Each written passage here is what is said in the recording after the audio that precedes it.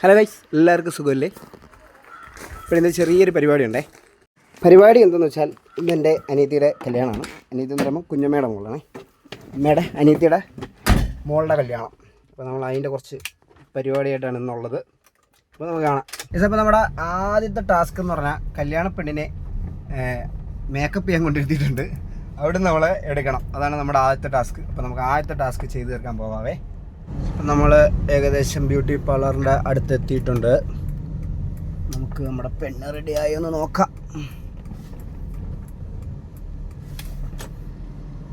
Photo ഇപ്പം എടുക്കണോ?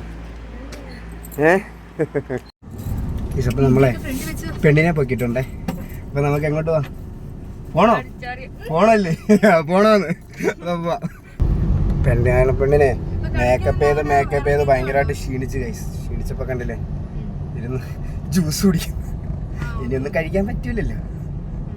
കഴിക്കട്ടെ.